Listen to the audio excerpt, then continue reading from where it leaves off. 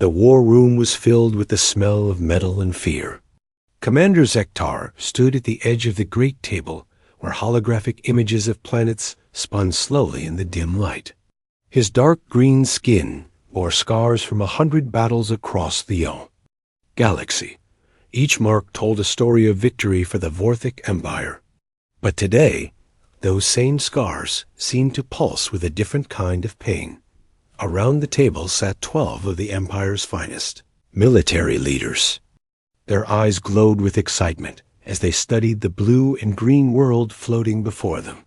Earth, a small planet on the edge of known space, home to a species called humans. General Vexthol, young and eager for glory, pointed at the spinning world with one of his 4 clawed hands. "Look at this pathetic little rock," he said with a laugh that sounded like grinding stone.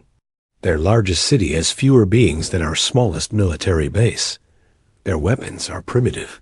Their ships are slow and weak." The other officers nodded and made sounds of agreement. Admiral Korthik leaned forward, his massive frame casting shadows across the table. "Intelligence reports show they have been in space for less than 100 years. We have been conquering worlds for over 3,000 years. This will be our easiest victory yet." "Easy," echoed Captain Vorthel, the youngest officer at the table. "My squadron alone could destroy their entire fleet before they knew we were there." Commander Zektar listened to their words and felt a cold fear creep up his spine. He had heard such talk before. He had even spoken such words himself many years ago, before he learned the truth about humans, before he saw what they could do when they were pushed too far. "You speak as if you know them," Zektar said quietly. His voice was rough like sand on metal. "Have any of you fought a human? Have any of you looked into their eyes when they decide they would rather die than surrender?" The room grew quiet. General Vexthol turned to face the old commander. "Zektar, your caution has served you well in the past, but this time your fear makes no sense. Look at the numbers. Look at the facts. These humans are nothing compared to us." Zektar walked slowly around the table. His heavy boots made soft sounds on the metal floor. "The numbers lie, General. The facts lie. Or at least, they do not tell the whole story." He stopped and placed both hands on the table, leaning forward. 3 years ago, I commanded the dreadnought Void Render. We encountered a human ship in their outer territories." "One ship?" Captain Vorthel laughed. "You were afraid of one ship?" "Yes," Zektar said simply. "One ship. It was called the Defiant, a cargo vessel that had been changed for war. It carried 43 humans. My ship carried over 2,000 of our finest warriors." The officers looked at each other with confusion. Why would the famous Commander Zektar be concerned about such a small enemy? "Tell us what happened," Admiral Korthik demanded. "Did they run? Did they beg for mercy?" Zektar's 4 eyes seemed to look at something far away. "No, they did something much worse. They fought back." He activated a control panel, and the image of Earth was replaced by recordings from his Battle 3. Years ago, the officers could see the human ship on their screens. It was small and ugly compared to Vorthek vessels. Its hull was patched with different metals. Its weapons looked old and simple. "This is Captain John Blake," Zektar said as a human face appeared on the screen. The human had brown hair and calm blue eyes. When we demanded his surrender, he looked directly at our communication screen and said something I will never forget. The recording played the human's words in their translated language. "That's not going to happen, friend." General Vexthol made a dismissive sound. "Brave words from a dead man. That is what I thought too," Zektar continued. "So we attacked. Our plasma cannons should have destroyed them in seconds, but they did something unexpected. They moved. The battle recordings showed the human ship dancing between Vorthic weapons fire. It moved in ways that should have been impossible. It turned and twisted like a living thing instead of a metal vessel. Their pilot was a woman named Kate Murphy. She was not just flying the ship. She was making it part of herself. Our targeting systems could not predict where she would go next because she was not following any logical pattern. On the screen, the human ship spun around a massive Vorthek battlecruiser and fired its small weapons at exactly the right spot. The much larger ship's shields flickered and failed. How? Admiral Korthik whispered. They had studied us, Zektar explained. For months, maybe years, they had watched our ships and learned our weaknesses. They knew exactly where to hit us to cause the most damage with their limited weapons. The recording continued. The human ship was now damaged. Parts of its hull were torn open. Smoke poured from several holes. But it did not try to escape. It did not ask for mercy. Instead, it attacked again. Watch their faces, Zektar commanded. The screen showed the interior of the human ship. Captain Blake was bleeding from a cut on his forehead. His crew worked frantically at damaged control panels. But none of them looked afraid. They looked angry. They looked determined. Chief Engineer Danny Collins managed to restore power to their main weapon using parts from their food preparation system, Zektar narrated.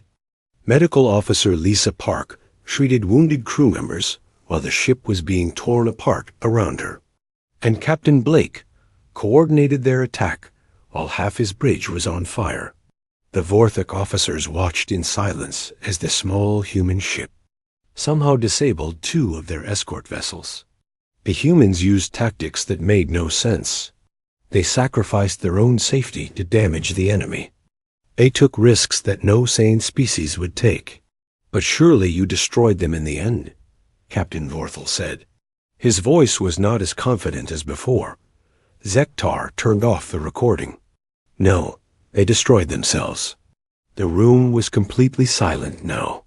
When they realized they could not win, Captain Blake ordered his crew to overload their reactor. The explosion damaged my ship so badly that we had to retreat for repairs. In their final moments, those 43 humans managed to cripple a force of over 2,000 Vorthek warriors. General Vexthal stared at the empty screen where the human ship had been. That makes no sense. Why would they choose death over surrender? They could have lived as prisoners. They could have been useful slaves. Zektar looked at each officer around the table. That is exactly why fighting humans is suicide, General. They do not think like us. They do not value their lives the same way we do. To a human, some things are more important than living, and freedom is one of those things. The old commander walked back to his place at the table. If we attack Earth, we will not be fighting ships or weapons or technology. We will be fighting an idea. And ideas, my fellow officers, are much harder to kill than bodies. Commander Zektar could see the doubt in his fellow officers' eyes. They wanted to believe his story was just the tale of an old warrior who had grown soft with age. But he knew they needed to understand the truth. He activated the control panel again and brought up detailed records from that day 3 years ago. Let me show you exactly what happened during those 4 hours, Zektar said. Let me show you why I still wake up at night thinking about Captain John Blake and his crew. The holographic display filled the air above the table. It showed the Void Render, massive and powerful, accompanied by 3 escort ships. Together they formed a patrol fleet that could destroy most planetary defenses. They had been exploring the edge of human space, looking for weaknesses before a planned invasion. We detected the Defiant at 0800 hours, Zektar began. It was traveling alone, carrying what our sensors indicated was mining equipment and food supplies to a remote human outpost. A simple cargo run. The display showed the human ship clearly. It was perhaps 1/10 the size of the Void Render. Its hull was patched with different types of metal, showing repairs from many years of use. Several antenna arrays stuck out at odd angles. It looked more like scrap metal flying through space than a proper vessel. Captain Blake responded to our challenge immediately, Zektar continued. He appeared on our main screen, wearing a faded blue uniform. His hair was messy, and he needed a shave. He looked like he had been working in the engine room before we called. The recording played Blake's first transmission. His voice was calm and friendly. This is Captain John Blake of the merchant vessel Defiant. Can I help you folks with something? Admiral Korthik snorted with amusement. He talks to a Vorthic war fleet like we are lost travelers asking for directions. That should have been our first warning, Zektar said quietly. When I demanded their surrender, Blake tilted his head and smiled. Then he said those words. Mentioned before, that's not going to happen, friend. The battle began when Blake closed the communication channel. The Vorthic ships moved into attack formation, expecting the humans to either run or beg for mercy. Instead, the Defiant turned toward them and accelerated. Watch their engine readings. Zektar pointed to numbers flowing across the display. Chief Engineer Kate Murphy pushed the reactor beyond safe limits. She was risking a core breach just to gain more speed. The small human ship rushed straight at the massive Vorthic formation. At the last possible moment, it dove beneath the void render and fired its weapons at the ship's sensor array. The damage was minor, but it blinded the flagship for several crucial seconds. Tactical Officer Danny Collins had studied our ship designs, Zektar explained. He knew exactly where to hit us to cause the most disruption with their weak weapons. While we were restoring our sensors, the Defiant attacked our escort ships. The recording showed the human vessel spinning and weaving between plasma blasts that should have vaporized it instantly. The pilot seemed to know where each shot would be fired before the Vorthic gunners pulled their triggers. How were they? Moving like that? Captain Vorthel asked. His voice had lost all its earlier confidence. Experience, Zektar answered. These humans had been fighting pirates and raiders for years. They learned to survive against larger, better-armed enemies. By being unpredictable. By being willing to take risks that would terrify any sane pilot. The battle continued for over an hour. The Defiant should have been destroyed in the first few minutes, but it kept finding ways to survive. When its shields failed completely, the crew rerouted power from life support systems. When its main weapon overheated, they used mining lasers as improvised guns.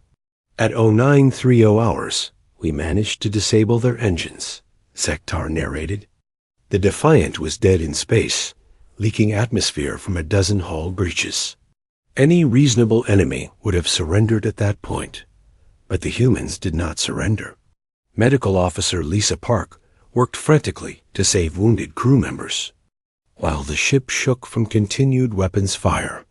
She had turned the ship's food storage area into an emergency medical bay after the real medical room was destroyed.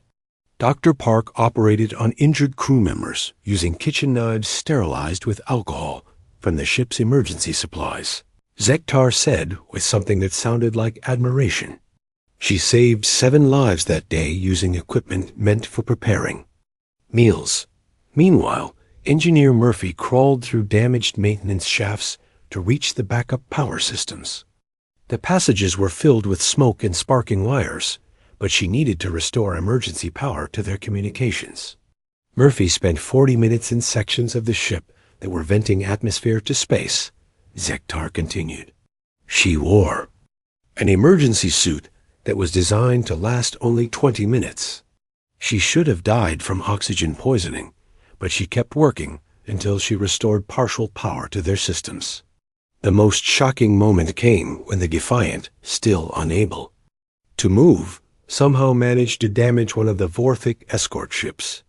Chief Officer Danny Collins had rigged their damaged mining equipment to create a focused energy beam that cut through the escort's armor like it was paper. He turned their cargo into weapons, General Vexthal said with disbelief.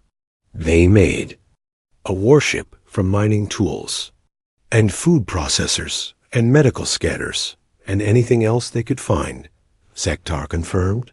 Captain Blake coordinated all of this while standing on a bridge that was half destroyed. The ceiling had collapsed. Most of his control panels were not working, but he never stopped giving orders and encouraging his crew. The display showed Blake during the battle's final phase. His uniform was torn and bloody. Burns covered his arms from electrical fires. But his voice remained steady as he spoke to his crew over the ship's emergency communication system. "Listen up, people," Blake's recorded voice played in the war. "Room, we've got them worried.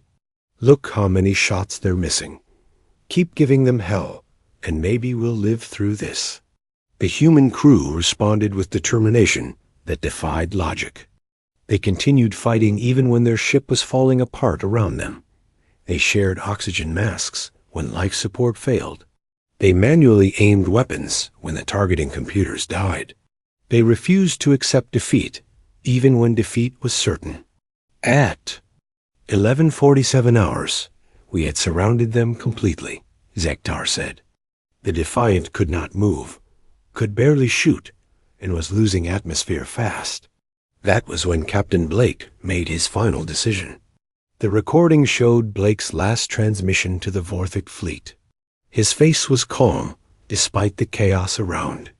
"Him, Commander Zektar, you seem like a reasonable fellow. I want you to know this isn't personal, but we can't let you learn our shipping routes from our computer systems. Give my regards to your family." Then Blake reached for a control panel and began entering commands that would overload their reactor. "He looked directly at our camera when he did it," Zektar said quietly. "He wanted us to see that he was not afraid. He wanted us to understand that this was his choice." The explosion that followed disabled the Void Render's weapons and damaged its engines. 2 escort ships were caught in the blast and had to be towed back to base for major repairs. The pride of the Vorthic fleet had been crippled by one small cargo ship with a crew of 43 humans. "That is what we will face if we attack Earth," Zektar concluded. "Not just Captain Blake, but millions of humans just like him. People who will turn their cargo ships into weapons, their kitchens into medical bays, and their lives into final acts of defiance." The war room was silent, except for the soft hum of the ship's engines. Every officer stared at the empty space, where the holographic display had shown the destruction of the Defiant. Finally, Admiral Korthik spoke. "How many more ships like that do the humans have?" Zektar's answer sent a chill through every warrior present. "According to our intelligence, they have over 10,000 merchant vessels. And after what happened to us, they have been converting many of them for combat. They call it their Merchant Marine Defense Force." The implications were terrifying. If one converted cargo ship could cripple a Vorthic battle group, what could 10,000 do? The silence in the war room stretched for long minutes after Zektar finished his account of the Defiant. Finally, General Vextel cleared his throat and leaned forward. His confidence was shaken, but he was not ready to abandon the planned invasion. "Commander, I understand that your encounter was difficult," the general said slowly. "But surely one ship cannot represent an entire species. Perhaps these humans were unusually brave. Perhaps they were fanatics." Zektar activated the control panel again. This time, the holographic display showed a map of the galaxy with dozens of red markers scattered across it. Each marker pulsed with a soft light. "I thought the same thing, General," Zektar replied. "So I began collecting reports from other encounters with humans. What I found changed everything I believed about warfare." He touched one of the markers, and it expanded into a detailed report. 6 months after my encounter with the Defiant, the Hegemony of Worlds attacked a human colony called New Haven. The colony had only 5,000 people and a small defense force. The Hegemony sent 30,000 warriors in a full invasion fleet. The display showed images of New Haven before the attack. It was a peaceful farming world, with small towns scattered across green valleys. The human settlers had built simple homes and schools. Children played in gardens, while their parents worked in fields of earth crops. The attack should have ended in days, Zektar continued. Instead, it lasted 6 months. The humans held every building, every street, every farm. When the hegemony destroyed their weapons, the humans made new ones from farming tools. When they ran out of ammunition, they used rocks and kitchen knives. Admiral Korthik studied the reports flowing across the display. How many humans died? Nearly. Half the colony was killed or wounded, Zektar answered. But they never surrendered. Colonel Alan Rodriguez commanded the defense from a bunker that was buried under rubble for 3 weeks. He kept fighting even though he could not see the sky. The display showed Rodriguez emerging from the destroyed bunker after the siege ended. His uniform was torn and dirty. His left arm was in a makeshift sling. But he was still giving orders to his remaining soldiers. Communications officer Beth Turner maintained contact with evacuation ships, using a radio she built from parts of destroyed vehicles, Zektar narrated. She worked for 18 hours straight, while the command center was under constant bombardment. The images changed to show Turner working frantically at a collection of wires and metal pieces that barely looked like a communication device. Explosions shook the building around her, but she never stopped trying to reach the rescue ships. Sergeant Carlos Ruiz led a counterattack using weapons made from farming equipment and civilian vehicles. Zektar continued. He turned crop harvesters into armored fighting vehicles. He made explosives from fertilizer. He taught farmers to fight like soldiers in just a few days. The war room officers watched footage of human farmers driving modified tractors toward hegemony positions. The machines had metal plates welded to their sides for armor. Their harvesting equipment had been changed into weapons.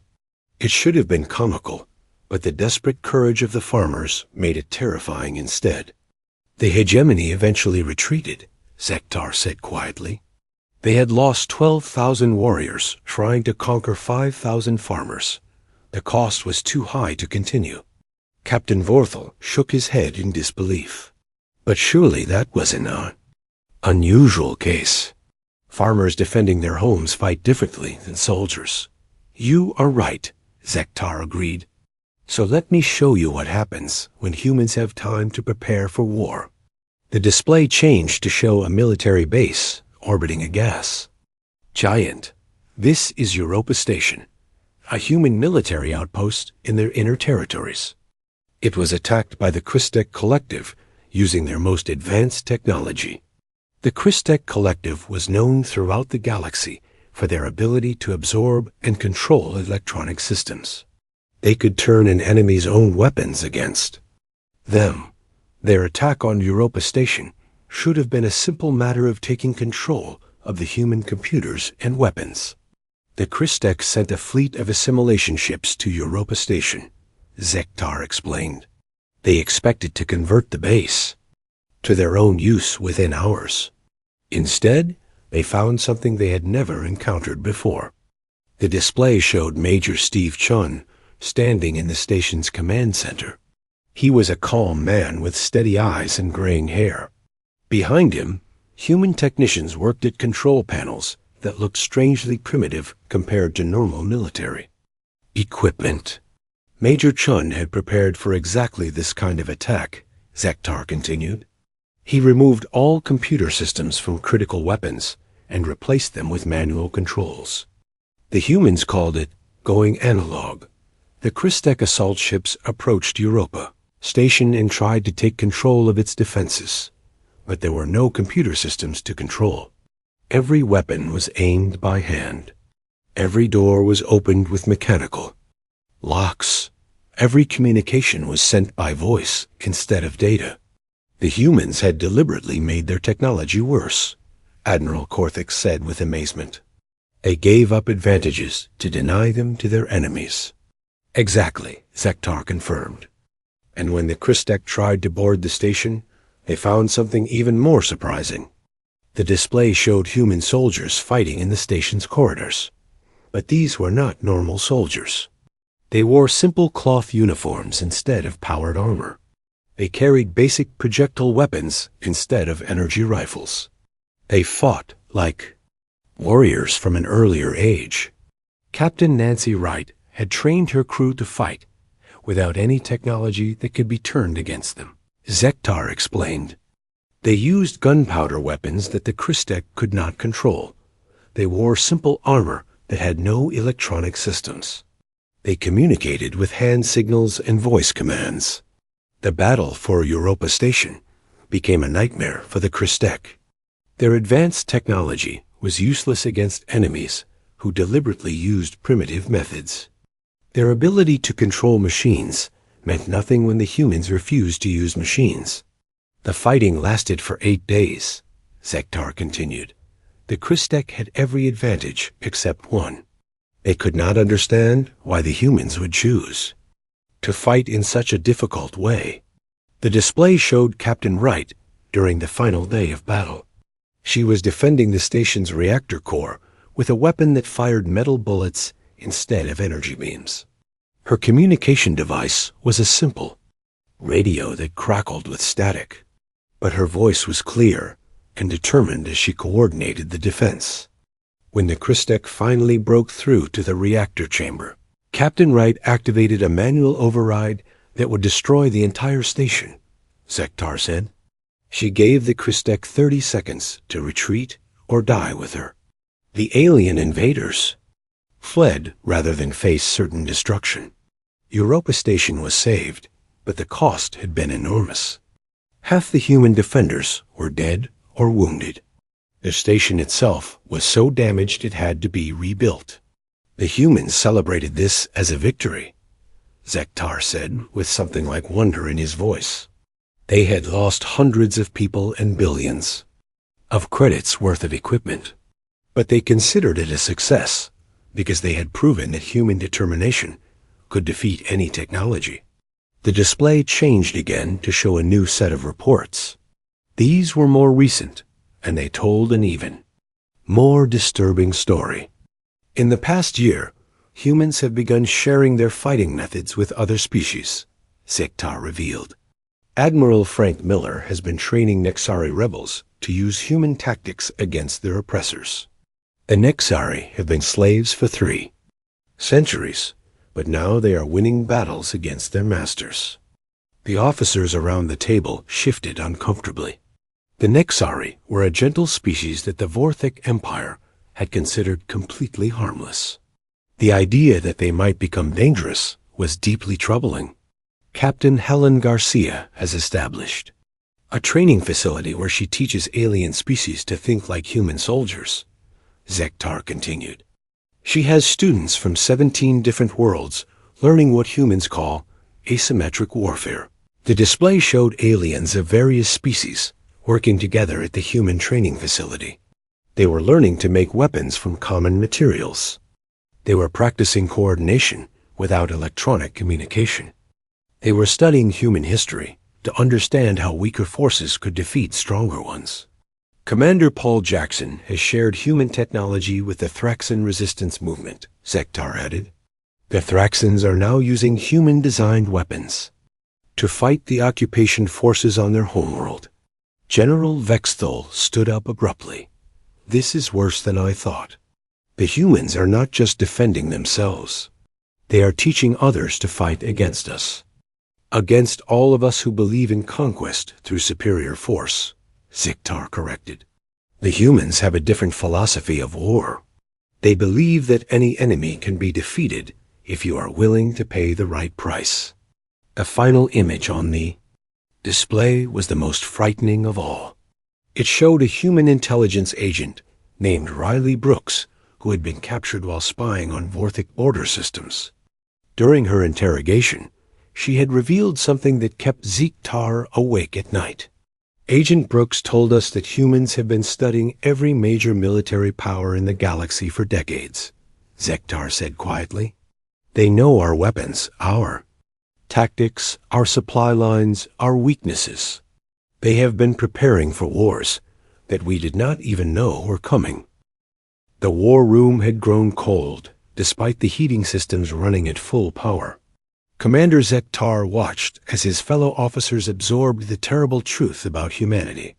Their faces showed fear, confusion, and something that looked like respect. Mixed with horror, General Vexthal was the first to speak. His voice was much quieter than it had been at the start of the meeting. Commander, if everything you say is true, then how do we defeat them?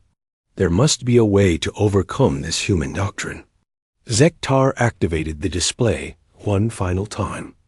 Instead of battle reports or tactical analyses, the screen showed something much more disturbing. It was a simple chart with numbers and dates. 2 months ago, our intelligence services intercepted a human communication. Zektar began. It was a message from Admiral Frank Miller to the human military command. In it, he detailed something called Operation Friendship. The chart showed a timeline stretching across several years. At various points, there were markers indicating contact between humans and different alien species. The pattern was clear and terrifying. The humans have been making friends, Zektar said simply. For the past 5 years, they have been reaching out to every species that has been conquered or oppressed by the major galactic powers. They offer technology, training, and most importantly, hope. Admiral Korthik leaned forward to study the chart more closely. These are all species we consider harmless. Slaves, farmers, miners, simple traders. What threat could they possibly pose? Individually, very little, Zektar admitted. But the humans are not dealing with them individually.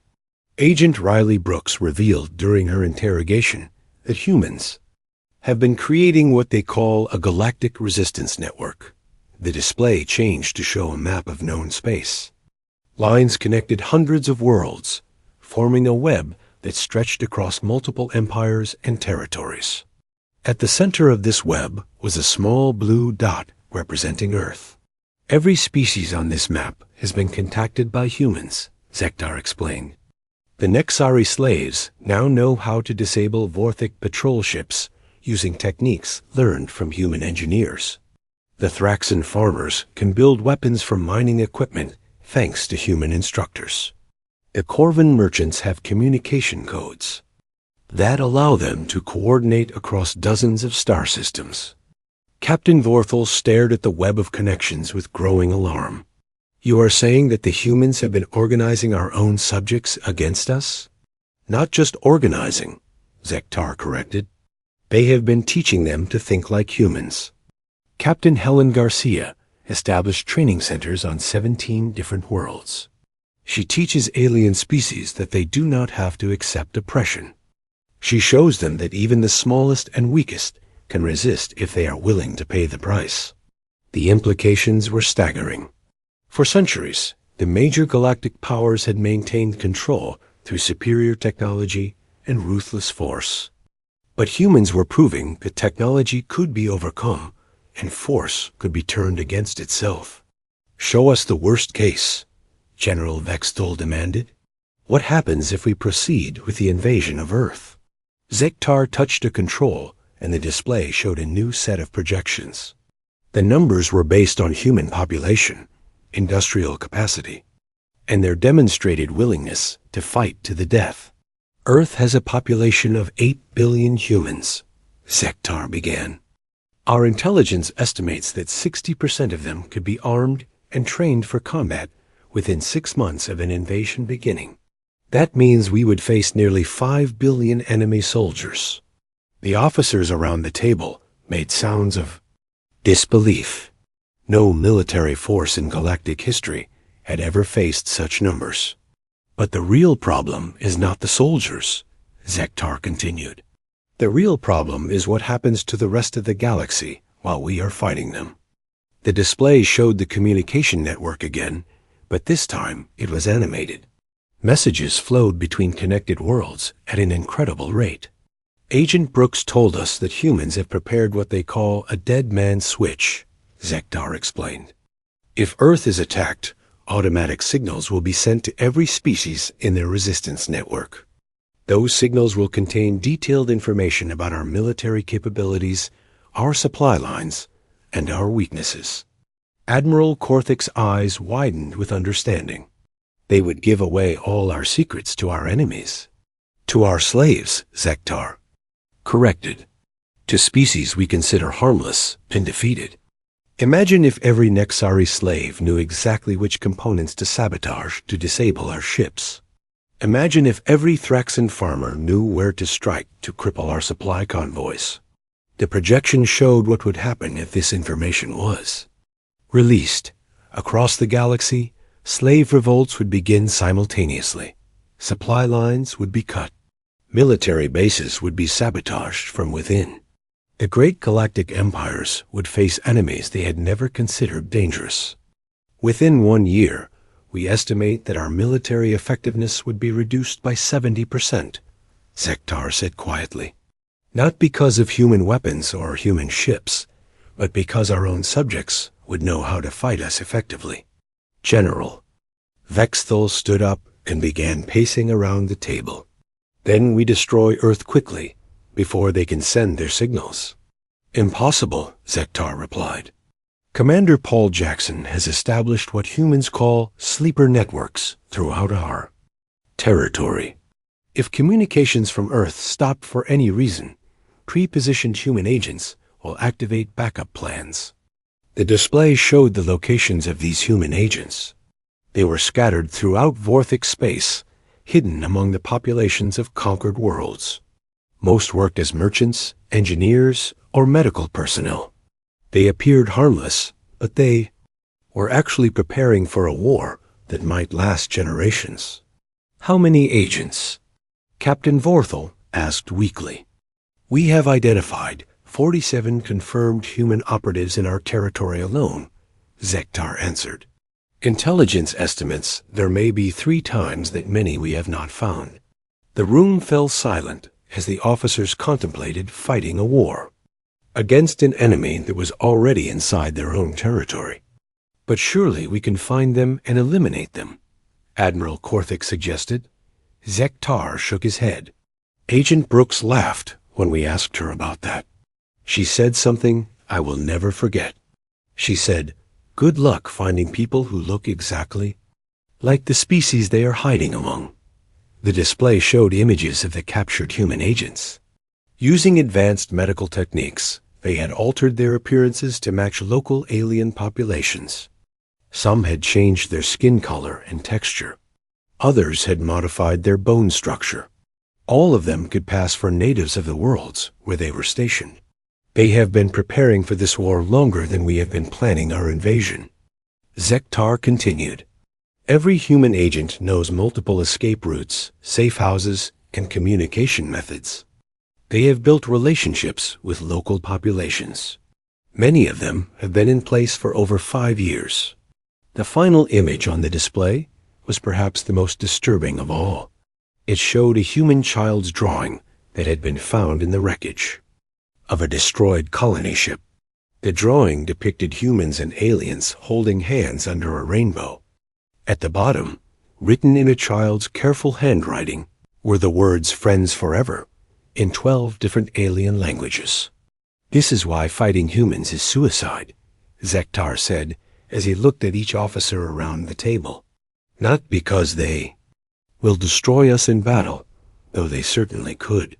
Not because their technology is superior, because it is not, but because they will force us to choose between 2 terrible options. He paused to let his words sink in before continuing. Option 1. We commit complete genocide against humanity and every species that has learned from them. We become the monsters that destroy entire civilizations simply because they refuse to submit.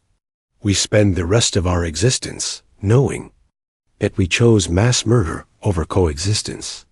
General Vexthal's face had gone pale. And option 2? Option 2. We accept that the age of conquest through superior force is ending, Zektar replied. We learn to coexist with species that refuse to be dominated. We find ways to prosper that do not require keeping others as slaves. The war room was quiet except for the soft humming of the ship's engines. Each officer was lost in his own thoughts about the choice before them. "What do you recommend, Commander?" Admiral Korthik asked finally. Zektar walked to the window that looked out into space. Somewhere among those distant stars was a small blue world where 8 billion humans were living their lives, unaware that their fate was being decided in this room. "I recommend that we send a diplomatic mission to Earth," he said quietly. "I recommend that we offer friendship instead of conquest.